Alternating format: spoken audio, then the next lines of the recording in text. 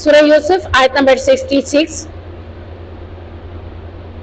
قال لن أرسله معكم حتى تؤتون موثقا من الله لتأتونني به إلا أن يحاط بكم فلما آتوه موثقهم قال الله على ما نقول وكيل.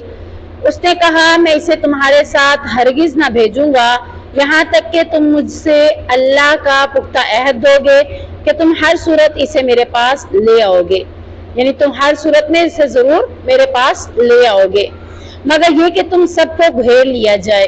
پھر جب انہوں نے اسے اپنا پختہ عہد دے دیا تو اس نے کہا اللہ اس پر جو ہم کہہ رہے ہیں ضامن ہے.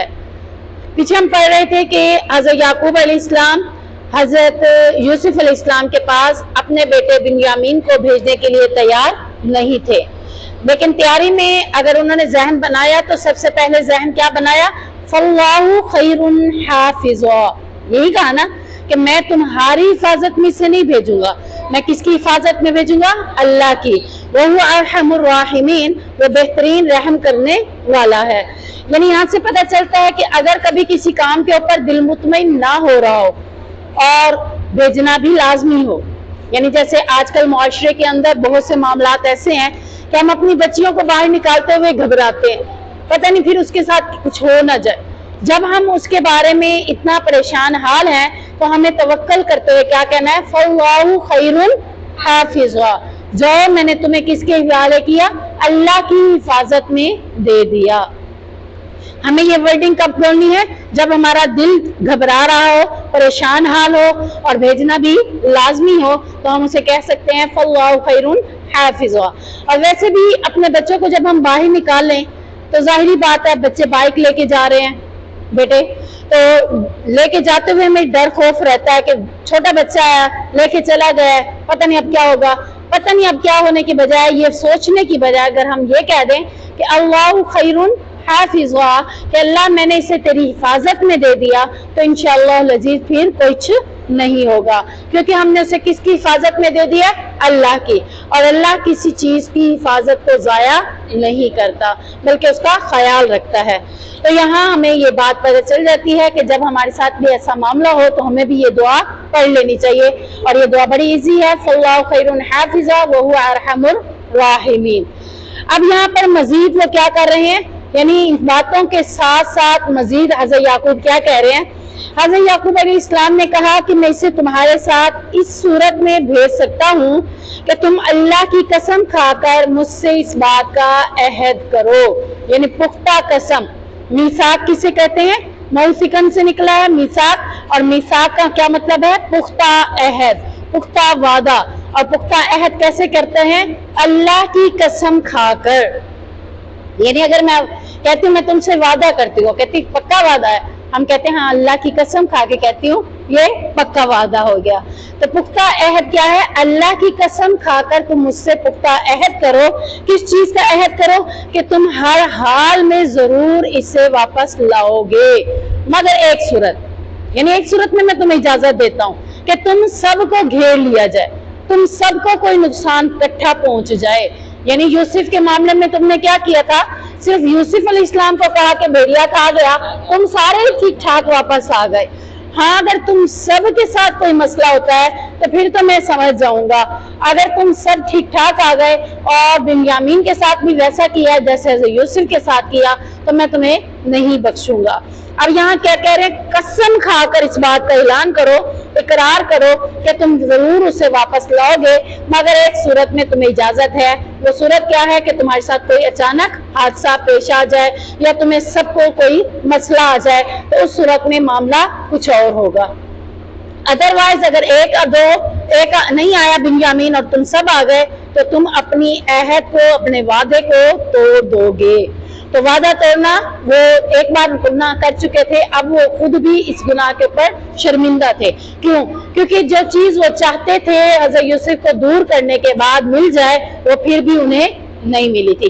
کیا چاہتے تھے؟ مینٹلی طور پر وہ محبت چاہتے تھے، اور جو کہ مینٹلی طور پر محبت انہیں نہیں ملی. کیوں نہیں ملی تھی؟ دو وجوہات تھی اس کے بھی. ایک تو یہ کہ وہ چاہتے تھے کہ باپ ہمیں دیکھے، ہماری طرف چہرہ متوجہ ہو جائے اس کا، لیکن باپ کی بینائی ہی چلی گئی. اب دیکھیں کہ ان کی منشا پوری نہیں ہوئی۔ دوسری بات کیا تھی کہ وہ یہ چاہتے تھے کہ حضرت یوسف کو کہنا، حضرت یوسف کا نام لینا چھوڑ دیں، لیکن کیا ہوا، کثرت کے ساتھ وہ حضرت یوسف کو یاد کرنا شروع کر دیا۔ دور بھی تھے تو تب بھی مینٹلی طور پر قریب تھے، تو اسی وجہ سے وہ اسے کثرت کے ساتھ یاد کرتے رہتے تھے۔ تو یہاں یہ ہے کہ انہوں نے اللہ رب العزت سے اب پختہ عہد کر دیا کہ ہم ضرور بنیامین کو آپ کے پاس لے آئیں گے۔ اور اس کے بعد کیا ہے، جب لوگوں نے پختہ عہد کر لیا تو حضرت یعقوب علیہ السلام نے مزید ان کو ان کا عہد یاد دلاتے ہوئے کیا کہا کہ نقضِ عہد کے انجام سے ڈراتے ہوئے کہا کہ اللہ اس بات پر ہمارا ضامن یعنی گواہ ہے۔ ضامن کس کو کہتے ہیں؟ گواہ۔ اور یہاں پہ عربی میں لفظ کیا استعمال ہوا ہے؟ وکیل۔ وکیل بھی ضامن کو کہتے ہیں۔ ضامن کون ہوتا ہے؟ جو ہمارے یعنی وکیل کون ہوتا ہے؟ جو ہمارے حق میں دفاع کرتا ہے۔ ایسے ہی ہے نا، وکیل ہم کیوں کھڑا کرتے ہیں؟ کس لیے کھڑا کرتے ہیں؟ کیونکہ مجھے اپنے حق میں ویسے بولنا نہیں آ رہا ہوتا، تو میں یہ چاہتی ہوں کہ میں اپنا دفاع خود نہیں کر پا رہی، میں بے بس ہوں، میں اپنا معاملہ خود نہیں معاملہ ہینڈل کر پا رہی، تو اب کیا کر لیتی ہوں؟ وکیل، تاکہ یہ میرا دفاع اچھے طریقے سے کر کے میرے معاملے میں میرے حق میں گواہی دے دے۔ اور یہاں پر اللہ رب العزت کو وکیل بنایا جا رہا ہے، کس بات کے اوپر؟ پختہ عہد کے اوپر۔ ہمارا گواہ کون ہے؟ اللہ رب العزت۔ اور جب انسان اللہ کو وکیل بناتا ہے پھر کیا ہوتا ہے؟ ہم اس کی مثال حضرت ابراہیم علیہ السلام سے دوبارہ لیتے ہیں کہ حضرت ابراہیم علیہ السلام کو جب آگ میں ڈالا گیا تو میں نے کل بھی بتایا تھا کہ انہوں نے کون سی دعا پڑھی تھی؟ حسبنا اللہ و نعم الوکیل۔ یہاں بھی لفظ کیا استعمال ہو رہا ہے؟ وکیل، کہ میرے لیے اللہ ہی کافی ہے جو کہ میرا اچھا وکیل ہے۔ اور اللہ تعالیٰ نے پھر ان کے ساتھ کچھ کیا یا نہیں کیا؟ آگ میں انہیں جلنے دیا؟ نہیں۔ جب انہوں نے اللہ کو اپنا وکیل، اپنا ضامن، اپنا گواہ بنایا تو اللہ نے ان کے لیے آگ کو کیا کہا؟ قلنا یا نار کونی بردا وسلاما، اے آگ ابراہیم علیہ السلام کے لیے ٹھنڈی ہو جا۔ اللہ وکیل، اللہ کو بنا لیا جائے وکیل تو پھر اللہ کیا کرتا ہے؟ اللہ اس بندے کی حفاظت کرتا ہے۔ اللہ کو حفاظت کے لیے دے دیا جائے تو پھر اللہ اس بندے کی حفاظت کرتا ہے۔ اور حفاظت میں ہمارے لیے سب سے پہلی چیز کیا ہے کہ ہمارا یقین اور بھروسہ بھی اللہ کے اوپر ہونا چاہیے۔ اب یہاں پر حضرت یعقوب علیہ السلام بنیامین کے حوالے سے بے اعتباری کی وجہ سے کون کون سے ان سے تدبیریں کروا رہے تھے۔ نمبر ایک تدبیر کیا کی؟ اس آیت کے اندر ہی دیکھیں کہ میں تمہیں اس کے ساتھ ہرگز نہیں بھیجوں گا مگر کس طرح؟ تو تم پختہ عہد کرو، اللہ کی قسم کھا کر کہو کہ ہم ضرور اسے لے آئیں گے، اگرچہ کوئی مسئلہ نہ ہوا تو۔ ہوا تو سب کے لیے ہوا ہوگا، اگر نہ ہوا تو ہم اسے ضرور لے آئیں گے۔ اور دوسرا عہد کیا کر رہے ہیں کہ ہم اس عہد پر اللہ کو ضامن بناتے ہیں۔ اللہ ہمارے اس عہد پر گواہ ہے کہ ہم نے اے باپ تیرے ساتھ یہ وعدہ کیا ہے کہ ہم بنیامین کو ضرور لے آئیں گے۔ یہ دوسری تدبیر کی، انہیں ڈرا رہے ہیں کہ دیکھو تمہارے اور میرے وعدے کے اوپر ضامن کون ہے؟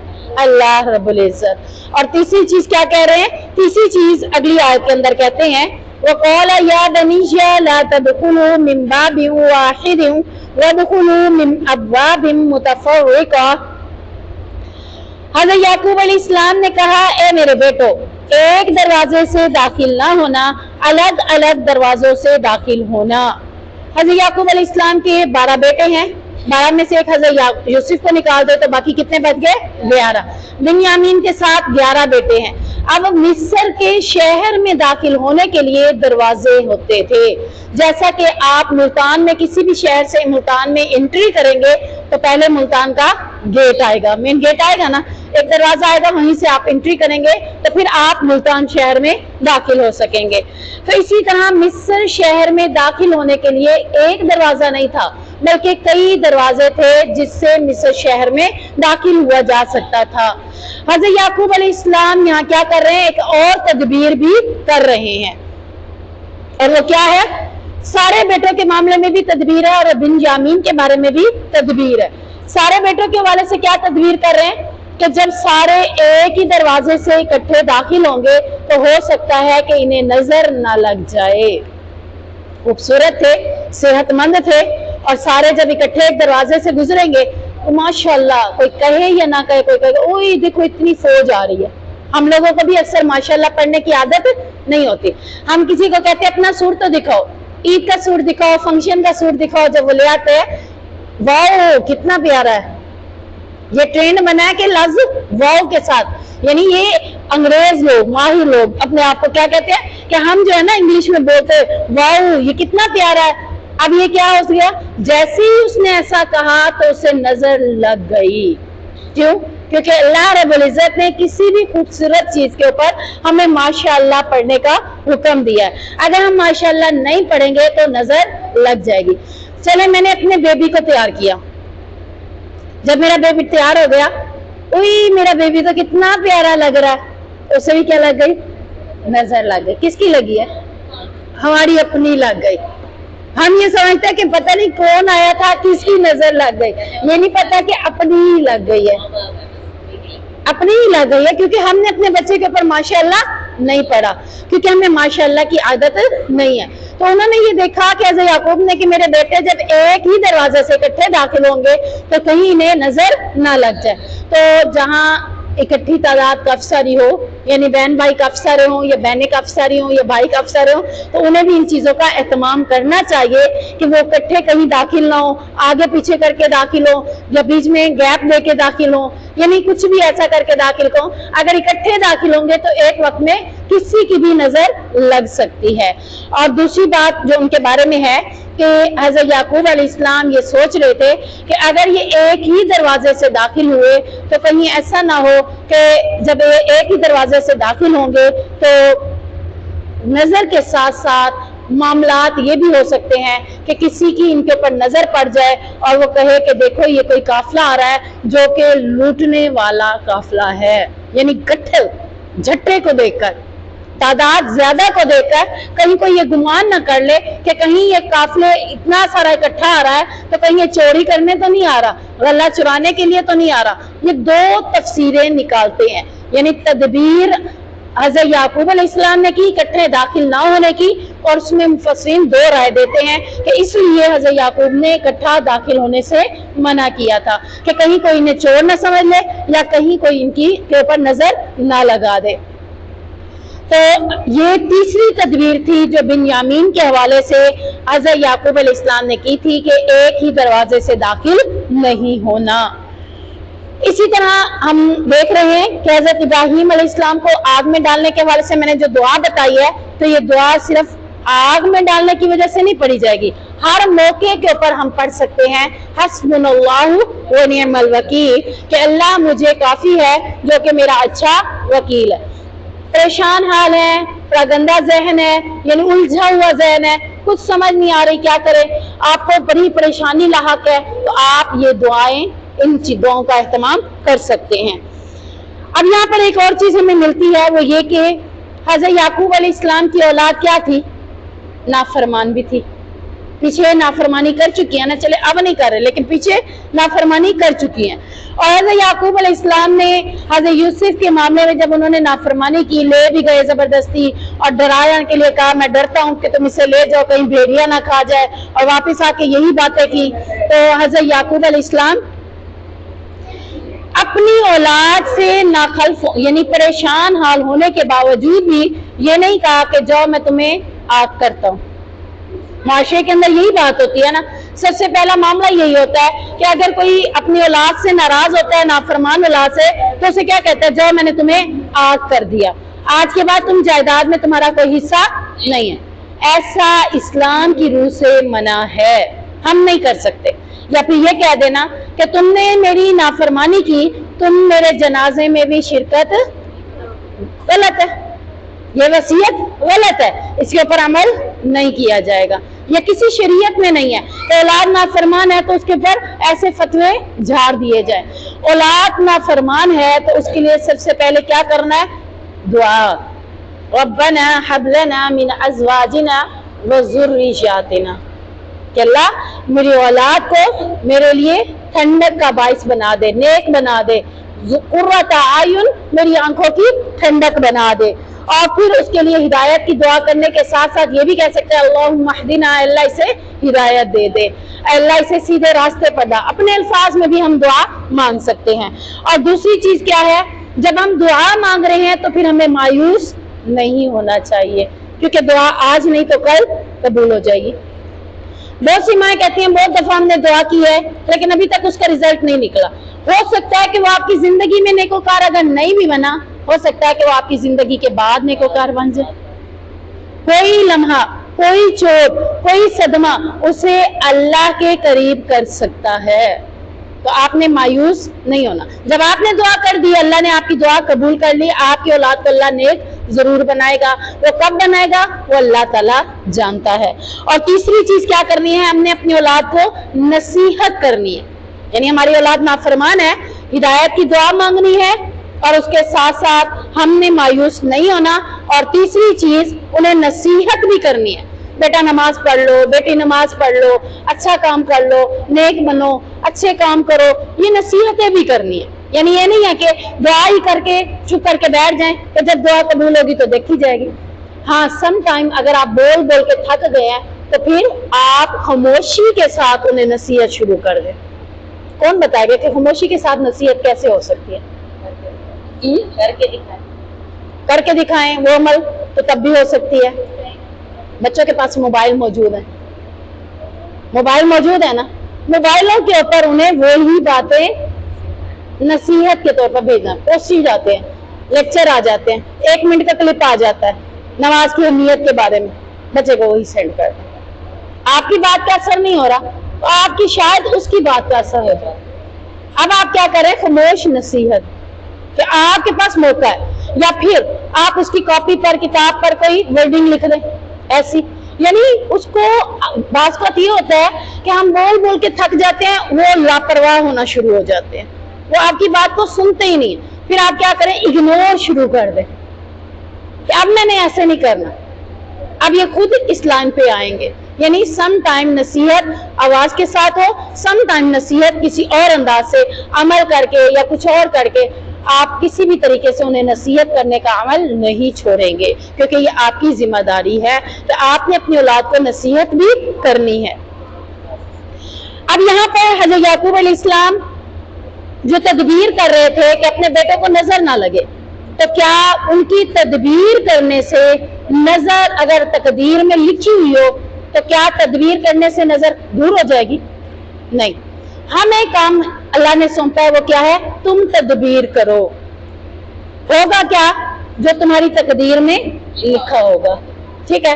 اور اگر تم نے تدبیر بھی کی ہے اور تقدیر میں پھر بھی ان کی نظر لگ گئی ہے تو آپ یہ سمجھیں کہ تقدیر میں اگر نظر لگنا لکھا ہے تو یہ ان کے حق میں بہتر ہے. یہ نہ سوچا ہے میں نے تدبیر بھی کی تھی پھر بھی ہو گیا. نہیں، پھر یہ سوچیں کہ ان کے حق میں یہی بہتر تھا.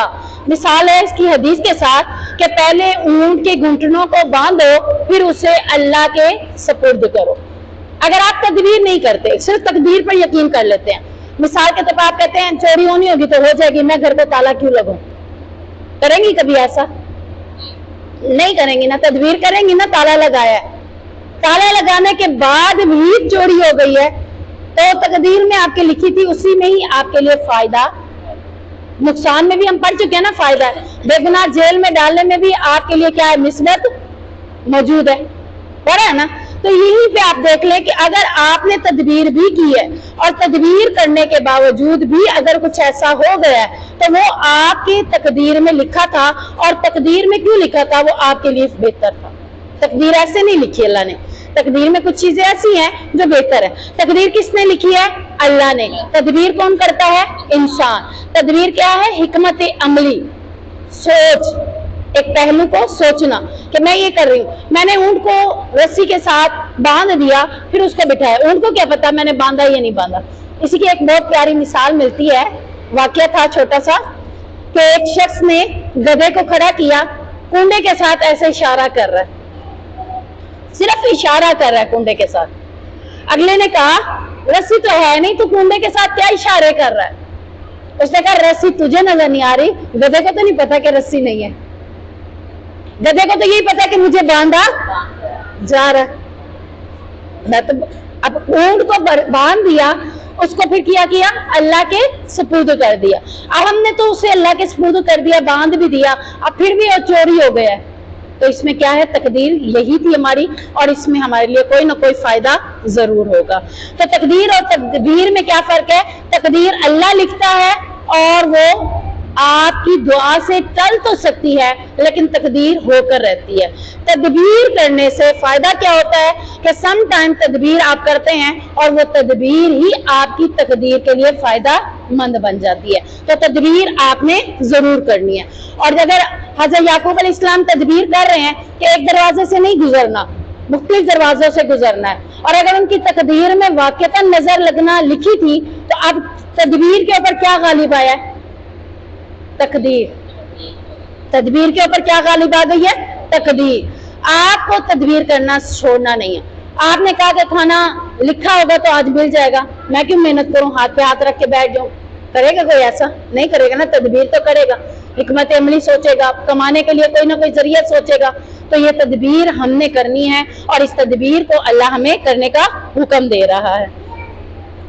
आगे आता है वमा उगनी अनकुम मिनल्लाहि मिन शै, और मैं तुमसे अल्लाह की तरफ से आने वाली कोई चीज हटा, वही बात, तकदीर में अगर लिखा है तो मैं उसे हटा नहीं सकता, ना मेरी तदबीर उसे हटा सकती है, लेकिन एक तदबीर है, उसके पर अमल तुमने जरूर करना है। हटाने वाली जात अल्लाह की है, हटाना होगा तो हटा लेगा, नहीं हटाना होगा तो नहीं हटाएगा। इसी तरह नजर के बारे में मजीद एक हदीस के अंदर है कि अगर किसी को नजर लगती है तो उसका हल क्या है। हदीस में आता है, सैयदना अबू उमामा बिन सहल बयान करते हैं कि आमिर बिन रबिया ने देखा कि सहल बिन हनीफ नहा रहे हैं, तो उन्होंने कहा मैंने आज तक इतना हसीन जिस्म कभी भी नहीं देखा, ये तो पर्दा नशीन लड़की से भी ज्यादा खूबसूरत है। मर्द सिर्फ थोड़ा सा हिस्सा अपना सत्तर का छुपा ले तो बाकी अगर नंगा होकर नहा ले तो कोई कबाहत नहीं है। अब वो इसी तरीके से नहा रहे थे तो उन्होंने क्या देखा कि उनके जिस्म उन्हें खूबसूरत लगा और उन्होंने क्या कहा, मैंने माशाल्लाह कुछ नहीं पढ़ा, क्या कह रहे हैं, मैंने आज तक इतना हसीन जिस्म नहीं देखा, ये तो पर्दा नशीन लड़की से भी ज्यादा खूबसूरत है। उनका ये कहना था कि सहल बेहोश होकर गिर गए। अब क्या लगी उन्हें? नजर लग गई। उन्हें आज सल्लल्लाहु अलैहि वसल्लम के पास लाया गया और दरखास्त की गई कि अल्लाह के रसूल सहल के मामले में कुछ कीजिए, अल्लाह की कसम वो तो सर तक नहीं उठाते हैं, बेहोश हैं। आप सल्लल्लाहु अलैहि वसल्लम ने फरमाया, क्या तुम किसी पर नजर लगाने की तोहमत लगाते हो? लोगों ने कहा, आमिर बिन रबिया ने इन्हें देखा था। रसूलुल्लाह सल्लल्लाहु अलैहि वसल्लम ने आमिर बिन रबिया को बुलवाया और उन पर खफी का इजहार किया। आपने फरमाया, तुम में से क्यों कोई नजर की वजह से अपने भाई को कत्ल करता है? यानी अगर नजर लग जाए तो कत्ल भी हो सकता है, नजर लग जाए तो कैंसर भी हो सकता है। और अमूमन अक्सर जो मुफस्सिरीन है वो ये कहते हैं कि कैंसर की बीमारी होती ही नजर की वजह से है, यानी कैंसर खुद कोई बीमारी नहीं है, नजर की वजह से होता है। अब देखिए ये बेहोश हो गया, कोई उसे कुछ उसने किया नहीं, नजर लगी है बेहोश हो गया। कोई सोचे नजर लगने से भी कोई बेहोश होता है, अब हो गए, नजर लगने से कुछ भी हो सकता है। तो यहाँ पर यानी वो बेहोश हो गए। तो जब तुमने देखा कि वो तुम्हें बहुत अच्छे लगे थे तो तुमने उनके ही बरकत के लिए दुआ क्यों ना की, यानी उनके लिए कोई दुआ कर लेते तो ज्यादा बेहतर था। फिर आप सल्लल्लाहु अलैहि वसल्लम ने फरमाया, अब इसके लिए तुम गुस्ल करो, जब पता चल जाए कि किसकी नजर लगी है तो उसी को गुस्ल करने का हुक्म है।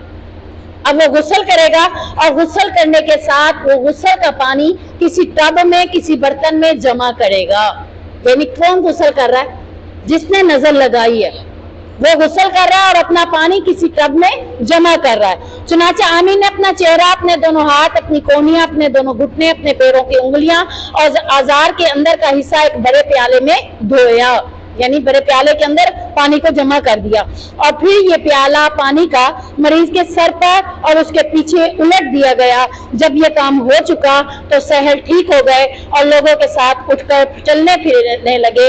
अब उन्हें कोई तकलीफ ना थी, यानी अब आपको पता चल गया कि नजर कोई अगर लगाता है, पता चल जाए कि नजर उसकी लगी है तो तब उसको बुलाकर उसको गुस्ल करवाया जाए, उसके पानी को ही दोबारा उसके ऊपर डाला जाए तो नजर खत्म हो जाएगी। और अगर पता ही ना चले कि नजर किसकी लगी है फिर क्या करना चाहिए?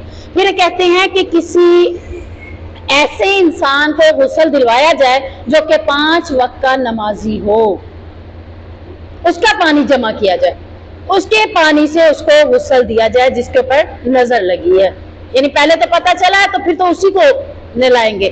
اگر نہیں پتہ چل رہا کہ کس کی نظر لگی ہے تو پھر ماں خود بھی اگر 5 وقت کی نمازی ہے تو خود نہا لے اور خود نہا کے پانی جمع کر کے اسی پانی سے اس کو نہلا دے، یعنی اس کے اوپر گرا دے تو آٹومیٹکلی نظر ختم ہو جائے گی.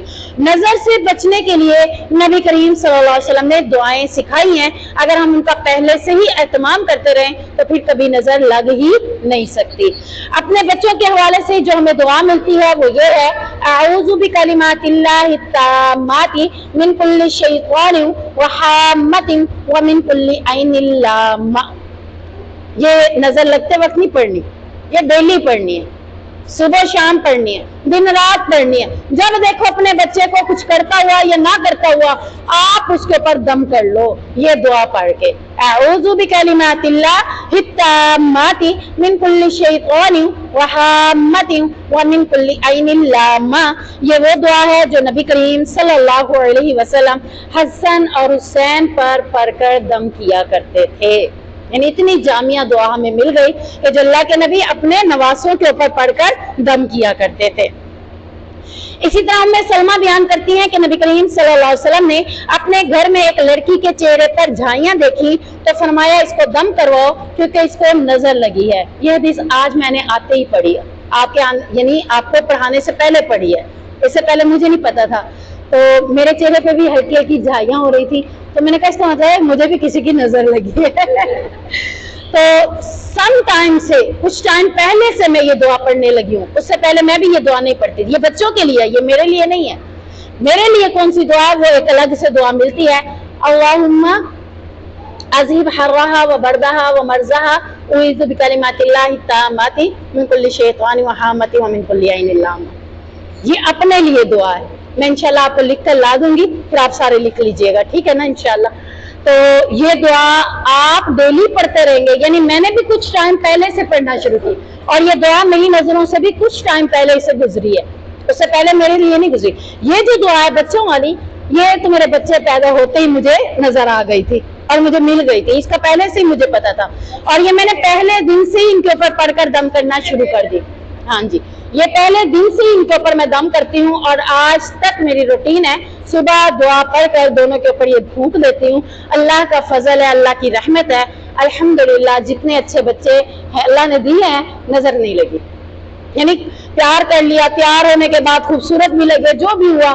لوگ کہتے ہیں کیسی ہے اور کچھ لوگ کہہ بھی دیتے ہیں، کوئی سے بیٹی کے والے سے باتیں کر لیتے ہیں تو میں انہیں کہتی ہوں کہ الحمدللہ. یعنی کہنے کا مقصد یہ ہے کہ نظر الحمدللہ نہیں لگتی، لیکن میں خود اپنے لیے نظر سے بچنے کے لیے پھر وہ دعا کا اہتمام کروں گی جو میں نے ابھی آپ کو بتائی ہے.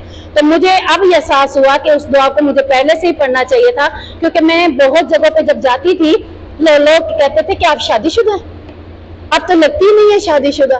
پھر چہرے پہ ایسی جھائیاں ہوئی کہ چہرہ مرجھا گیا. اب پتہ نہیں کس کی نظر لگی ہوگی، وہ اللہ اعلم. یہ آج مجھے لگا کہ جھائیاں بھی نظر کی وجہ سے لگتی ہیں. میں آپ کو بتا رہی ہوں کینسر کے بارے میں نے پڑھا تھا کہ کینسر بھی نظر کی وجہ سے ہوتا ہے، اور یہ بھی پڑھا تھا کہ نظر کی وجہ سے بے ہوش بھی ہوتا ہے، نظر کی وجہ سے کئی بیماریاں بھی ہوتی ہیں. لیکن یہ بھی میں نے آج پڑھا تو میں حیران ہو گئی کہ اس کا مطلب ہے کہ مجھے کوئی بیماری نہیں ہے تو آٹومیٹکلی میرے ساتھ بھی کوئی ایسا ہی مسئلہ ہے.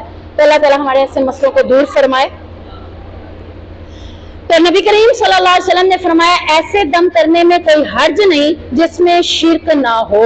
یعنی اب یہ دم تو نبی کریم صلی اللہ علیہ وسلم خود بتا رہے ہیں، اس میں کوئی شرک والی بات نہیں ہے. جس میں کوئی شرک والی دعا ہوگی وہ دم کرنا جائز نہیں ہوگا.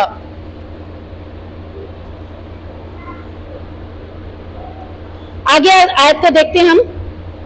ان الحکم الا للہ، حکم اللہ کے سوا کسی کا بھی نہیں چلتا. یعنی ہم تدبیریں کر بھی لیں پھر بھی حکم کس کا چلتا ہے؟ اللہ کا. اللہ کا حکم کیا ہے؟ تقدیر. ایسے ہی ہے نا، اللہ کا حکم کیا ہے؟ تقدیر. اور اللہ کے حکم میں ہم نے 2 حکم بھی پڑھے ہوئے ہیں. کتنے حکم ہیں؟ 2. حکم تکوینی، حکم تشریع. حکم تکوینی اور حکم تشریع. حکم تکوینی اور حکم تشریع میں فرق کیا ہے؟ جو ہے وہ ہمارے لیے وہ ہم نے کرنا ہوتا ہے، جو حکم تکوینی ہے اس کا اختیار اللہ کے پاس ہے. حکم تکوینی میں یہ ہے کہ سورج کب نکلے گا آپ نے نکالنا ہے.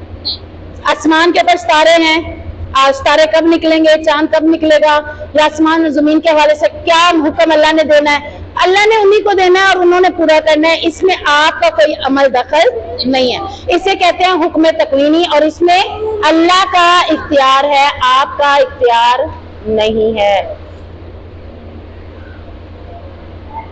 تو اللہ تبارک و تعالیٰ نے حکم تشریع کس کے لیے رکھا ہے؟ ہمارے لیے. نماز یعنی شریعت میں جتنے بھی احکام ہیں وہ ہمارے لیے ہیں، اس کے اوپر عمل کرنا ہمارا کام ہے کہ ہم نے اس کے اوپر عمل کرنا ہے. حکم تشریع میں بھی کتنے حکم آتے ہیں؟ 2. پہلے حکم میں 2 حکم آتے ہیں، حکم تکوینی اور حکم تشریع. ان باتوں کو ذہن میں رکھ لیں، اس کو یاد کرنے کی ضرورت نہیں ہے. ان کو ذہن میں رکھیں گے تو یہ ہمیشہ آپ کے ذہن میں رہ جائیں گے. حکم تشریع میں مزید 2 حکم آ جاتے ہیں، ٹھیک ہے نا. حکم تشریع میں مزید 2 حکم آتے ہیں. ایک حکم ہے جس میں ہم تدبیر کر سکتے ہیں، اور ایک حکم ایسا ہے جس میں ہم تدبیر نہیں کر سکتے. نماز کا حکم ہے، نماز پڑھیں اٹھ کے، کوئی تدبیر کر سکتے اس میں. روزے کا حکم ہے، اپنی مرضی سے 2 روزے 3 روزے رکھ کے 4 چھوڑ دے، تدبیر کر سکتے ہیں. زکوٰۃ کا حکم ہے، آدھی زکوٰۃ دے دے آدھی چھوڑ دیں، کر سکتے ہیں تدبیر؟ نہیں. یا یہ کہ آج آدھی دیتی ہوں کل اور آدھی دے دوں گی، حالانکہ سال آج پورا ہو گیا، کر سکتی ہوں ایسے؟ نہیں. سال سے پہلے تو ایسا کر سکتی ہوں، سال کے بعد ایسا نہیں کر سکتی. تو یہ کون سے حکم ہے؟ یہ وہ حکم ہے جن میں تدبیر کام نہیں آتی. اور وہ کون سا حکم ہے جس میں تدبیر چل سکتی ہے؟ مثال کے طور پر وہ حکم جیسا کہ جہاد کا حکم ہے، اللہ کی طرف سے جہاد کا حکم ہے کہ جہاد کرنا ہے. آپ صلی اللہ علیہ وسلم کے دور سے جہاد چلا آ رہا ہے. آپ صلی اللہ علیہ وسلم نے جہاد کس چیز سے کیا تھا؟ تلواروں سے. ایسے ہی ہے نا، تلوار کے ساتھ جہاد کیا تھا. آج ہم اس میں تدبیر کر سکتے ہیں. آج جہاد تلواروں سے نہیں ہوگا، آج میزائلوں سے ہو رہا ہے، آج بم بلاسٹ ہو رہے ہیں. ایسے ہی ہے نا، گنیں چلتی ہیں تو چلتی ہی رہتی ہیں، تلواروں سے آج جہاد نہیں ہو رہا. تو یہ تدبیر ہم اس میں کر سکتے ہیں. یعنی اللہ کہہ رہا حکم دے رہا جہاد کرو. اب نبی کریم صلی اللہ علیہ وسلم نے جہاد کیا تلوار کے ساتھ، اب ہم کہہ کے ہم بھی تلوار کے ساتھ کریں. تلوار کے ساتھ تو سامنے جب کوئی آئے گا تو تبھی ہوگا نا. اب جنگ کیسے ہو رہی ہے؟ میزائلوں کے ساتھ. جنگ میں تدبیر کی جا سکتی ہے. پہلے جنگ لڑی جاتی تھی گھوڑوں کے اوپر، اب جنگ گھوڑوں کے اوپر نہیں لڑی جاتی. اب جنگ جہازوں کے اوپر بھی لڑی جاتی ہے، جہازوں کے ذریعے بھی لڑی جاتی ہے. پہلے لوگ علم سیکھنے کے لیے آتے تھے، ایک حدیث کو سیکھنے کے لیے اونٹوں کے اوپر گھوڑوں کے اوپر سفر کر کے آیا کرتے تھے. آج آپ علم حاصل کرنے کے لیے بائک کا استعمال کر لیں، سائیکل کا استعمال کر لیں، تو یہ حرام تو نہیں ہے؟ اس میں آپ تدبیر کر سکتے ہیں. یعنی کچھ حکم ایسے ہیں جن میں آپ تدبیر کر سکتے ہیں اور کچھ میں آپ تدبیر نہیں کر سکتے. تو یہ دونوں حکم کس میں آ جائیں گے؟ تشریعی حکم میں. شریعت کے احکامات میں سے کچھ میں آپ تدبیر کر سکتے ہیں، کچھ میں آپ تدبیر نہیں کر سکتے. حضرت یعقوب علیہ السلام نے تدبیر کی، نماز میں کی ہے، روزے میں کی ہے، کس چیز میں کی ہے؟ دروازے سے گزرنے کے لیے، ایک ہی دروازے سے نہ گزرنا، اس میں تدبیر کی ہے. مختلف دروازوں سے تم نے گزرنا ہے، تو یہ تدبیر کی جا سکتی ہے، اس میں کوئی حرج نہیں ہے. تو یہ سارے معاملات ہیں، اس کی ساری سمجھ آ گئی. آگے دیکھیں ہم. علیہ توکلت، میں نے اسی پر بھروسہ کیا. کون کہہ رہے ہیں؟ حضرت یعقوب علیہ السلام، کہ میں نے تو اسی پر بھروسہ کیا. توکل کسے کہتے ہیں؟ بھروسے کو. اور بھروسہ کیا ہوتا ہے؟ کہ توکل وہ ہے کہ میں اپنی لائف کو سکسیسفل گزارنے کے لیے، یعنی کامیاب لائف گزارنے کے لیے ہر وہ کام کروں جو مجھے کرنا چاہیے، یعنی جو مجھے بس میں ہے. جو آپ کے بس میں، آپ وہ سارے کام کر سکتی ہیں. اور پھر امید کس پر رکھیں گے؟ اللہ پر. یعنی آپ کے اختیار میں کیا ہے؟ دعا کرنا. آپ کر سکتی ہیں نا دعا. آپ اپنی سکسیسفل لائف گزارنے کے لیے دعا کر سکتے ہیں، یا اللہ مجھے کامیاب زندگی عطا کر دے. ربنا آتنا فی الدنیا حسنہ. آپ نے دعا کر لیا. اب دعا کرنے کے بعد آپ کو کیا کرنا ہے؟ توکل. توکل نہیں کریں گے تو معاملہ الٹ جائے گا. تو آپ کے اختیار میں کیا ہے، آپ کے بس میں جتنا کام ہے آپ وہ کر لیں، اس کے بعد ہم اللہ پر بھروسہ کر لیں، یعنی اپنے اختیارات کو استعمال کر کے ہی بھروسہ کریں گے، ورنہ یہ نہیں ہے کہ فرسٹ آنا ہوگا تو آ جاؤں گی، میں دعا کیوں کروں؟ ہاں جی بھائی، اب میں اللہ پر اتنا بڑا بھروسہ بھی نہ کرنے بیٹھ جاؤں کہ جو میرے اختیار میں میں وہ تو کروں، میں تیاری بھی نہ کروں، میں محنت بھی نہ کروں، میں دعا بھی نہ کروں، اور میں کہوں کہ کتاب تو اٹھائی تھی، کھولی تھی، بند کر دی، اب میرا توکل اللہ پر ہے، اللہ مجھے ضرور کامیابی دے گا۔ وہ کیسے کامیابی دے گا؟ آپ کے اختیار میں کیا تھا؟ آپ نے پڑھنا تھا، آپ کے اختیار میں کیا تھا؟ دعا کرنی تھی، پھر اللہ پر توکل کرنا تھا۔ یعنی اونٹ آپ نے ایسے ہی بغیر رسی کے باندھ دیا، باندھا نہیں ہے، بغیر رسی کے اسے چھوڑ دیا اور کہا کہ میں نے اللہ پر بھروسہ کیا، اللہ پر توکل کیا، یہ اونٹ کہیں نہیں جائے گا۔ اللہ پہلے حکم کیا ہے؟ پہلے آپ اپنے اختیارات استعمال کریں۔ آپ کے اختیارات کیا ہیں کہ آپ اسے باندھیں، یعنی ہر کام میں، اسی طرح یہ صرف ان کاموں میں نہیں ہے، ہر کام میں پہلے آپ اپنے اختیارات استعمال کریں، پھر اللہ پر بھروسہ کریں، اللہ آپ کے اس کام کو آپ کے لیے آسان کر دے گا۔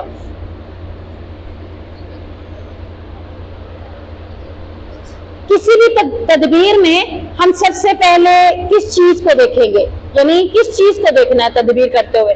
تقدیر کو بھی دیکھنا ہے۔ ہم تدبیر جو کر رہے ہیں یہ بھی ذہن میں رکھنا ہے کہ یہ تو میری ایک تدبیر ہے، ایک حکمت عملی ہے، اگر اللہ نے چاہا ہوگا تو ایسا ہوگا، اللہ نہیں چاہے گا تو ایسا نہیں ہوگا۔ تو یہ آپ کی تقدیر، یعنی تدبیر میں بھی آپ نے پہلے کس کو دیکھنا ہے؟ تقدیر کو ذہن میں رکھنا ہے کہ اگر تقدیر میں لکھا ہوگا تو ہو جائے گا، نہیں لکھا تو آپ کی تدبیر کارگر ثابت ہو جائے گی۔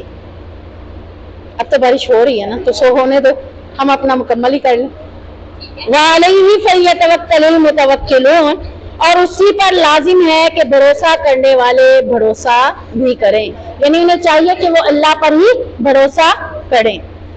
اگلی آیت ہے وَلَمَّا دَخَلُوا عَلَى يُوسُفَ آوَى إِلَيْهِ أَخَاهُ قَالَ إِنِّي أَنَا أَخُوكَ فَلَا تَبْتَئِسْ بِمَا كَانُوا يَعْمَلُونَ، اور جب وہ یوسف کے پاس داخل ہوئے تو اس نے اپنے بھائی کو اپنے پاس جگہ دی، کہا بلا شبہ میں ہی تیرا بھائی ہوں، سو تو اس پر غم نہ کر جو وہ کرتے رہے ہیں۔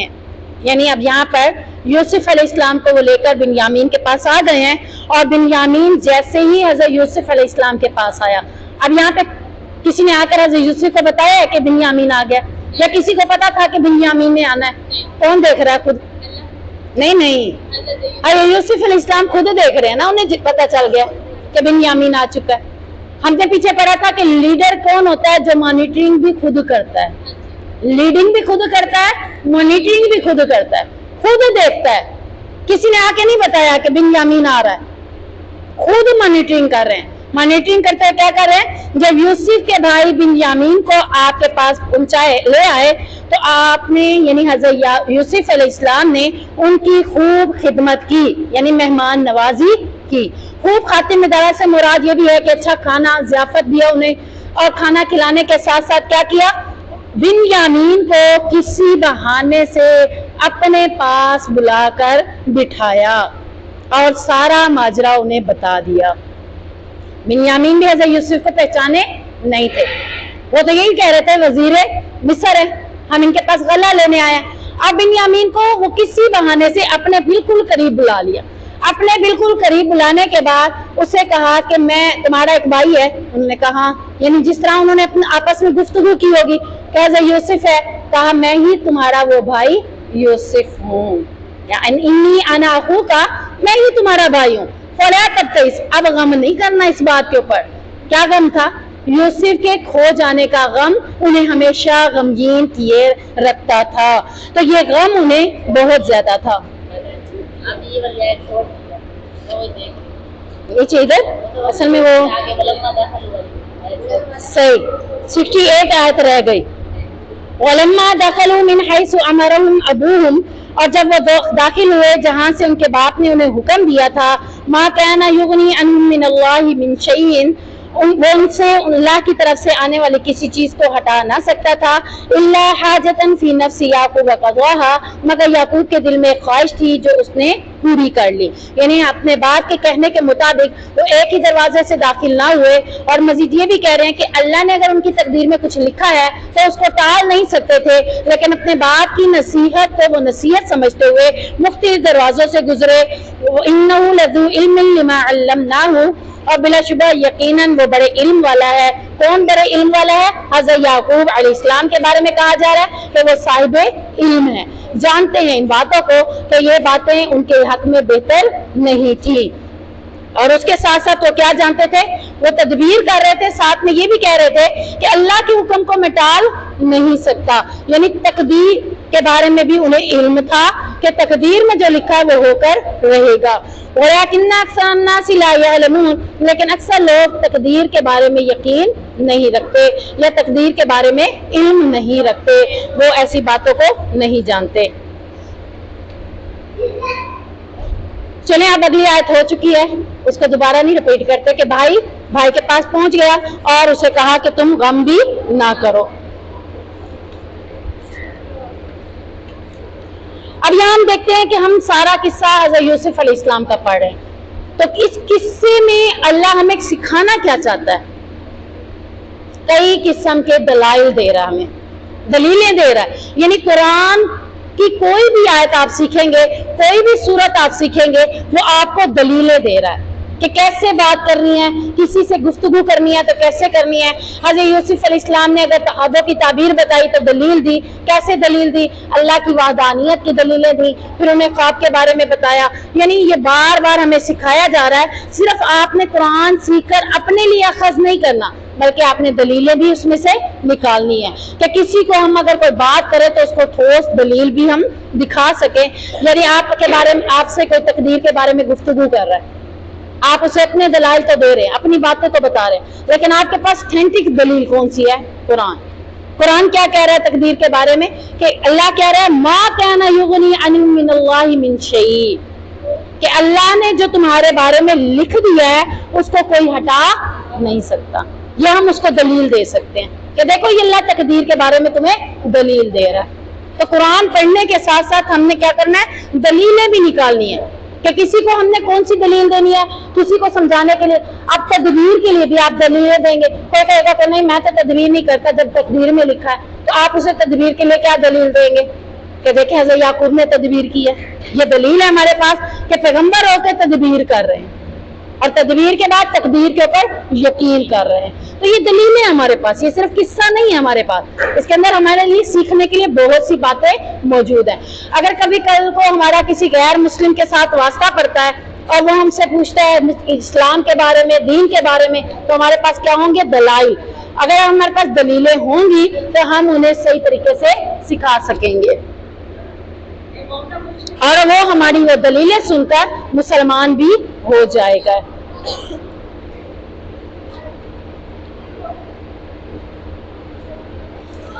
یہاں علم کی بات ہو رہی ہے، تو علم کے ساتھ ساتھ دوسری چیز اپوزٹ کیا ہوتی ہے اس کی؟ جہالت. یہاں علم دیا حضرت یعقوب علیہ السلام کو، اور ایک ایسا بھی ہے جس کو علم نہیں دیا جاتا، اسے کیا کہا جاتا ہے؟ جاہل کہا جاتا ہے. جہالت کی کتنی قسمیں ہوتی ہیں اور کون کون سی ہوتی ہیں؟ اس کے بارے میں آتا ہے کہ جہالت کی 2 قسمیں ہیں. یعنی ہم جاہل شخص کو جاہل تو کہہ دیتے ہیں، پر ہم اس میں یہ گیس نہیں کر سکتے کہ یہ جہالت کی کس رتبے پر ہے. ٹھیک ہے نا؟ ہم کہتے ہیں یہ پڑھا لکھا نہیں ہے، یہ جاہل ہے. اب ہم دیکھیں گے کہ جاہل بھی 2 قسم کے ہوتے ہیں، جہالت میں بھی 2 قسمیں ہیں. نمبر 1 جہل بسیط، بے سین یہ توئیں، بسیط.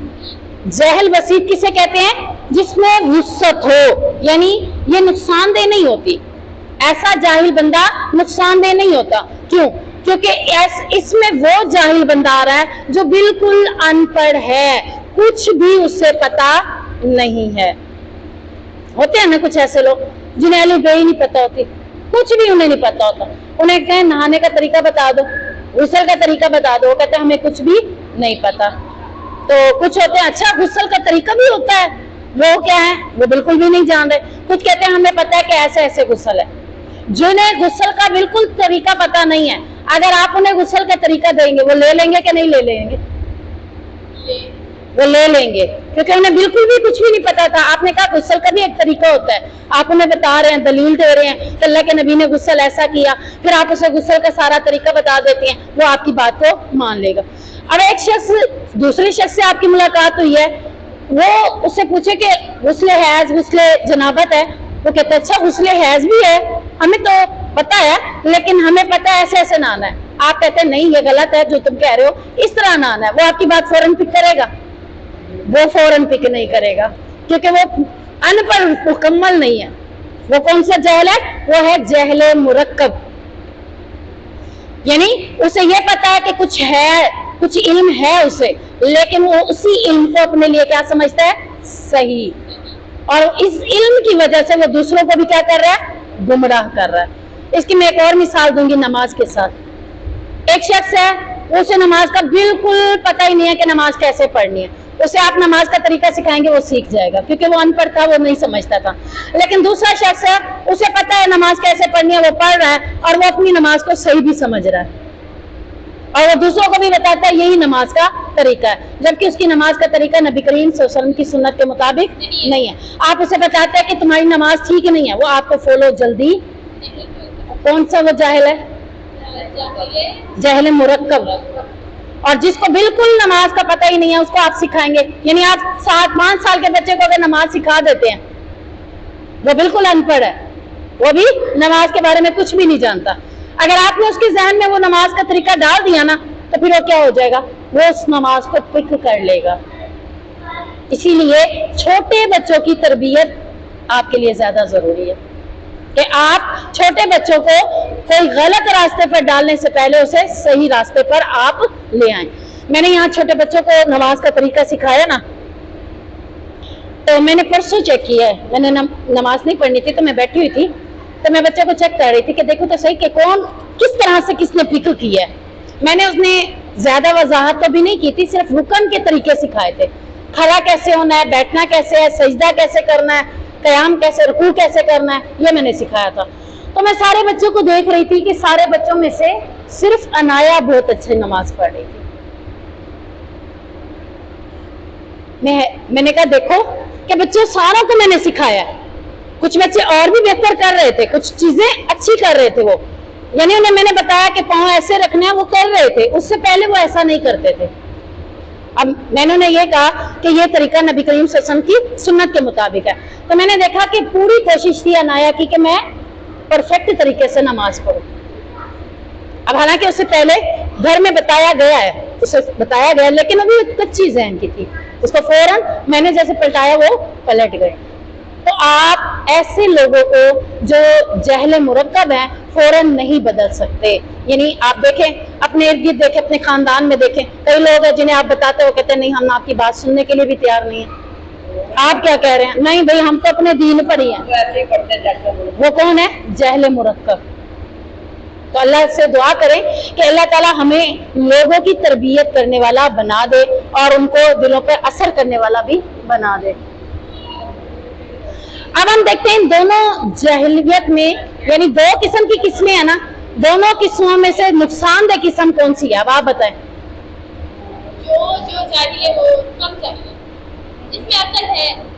जहल मुरक्कब बताएं ना, जहल बसीत और जहल मुरक्कब, ये दो लफ्ज याद कर लें।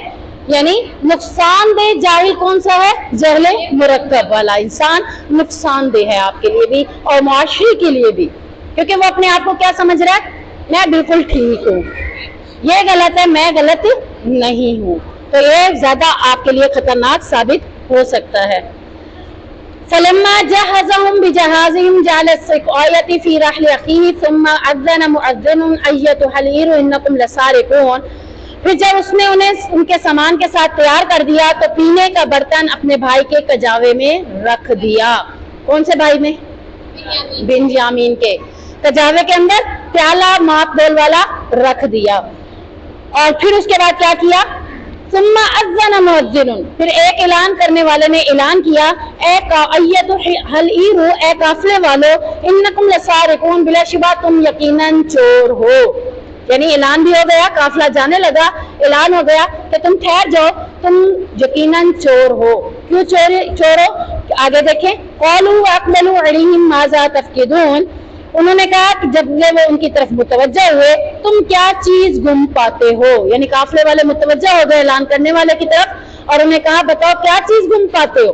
تو انہوں نے کہا قالوا نفقد سواع الملك ولمن جاء به حمل بعير وأنا به زعيم, انہوں نے کہا کہ ہم بادشاہ کا پیمانہ گم پاتے ہیں, جو اسے لے آئے اس کے لیے ایک اونٹ کا بوجھ غلہ ہوگا اور میں اس کا ضامن ہوں. یعنی اب یہ میں اس بات کے اوپر گواہ ہوں یا وکیل ہوں کہ جو بادشاہ کا پیمانے کا پیالہ لے آئے گا اسے ایک اونٹ غلہ زیادہ دے دوں گا.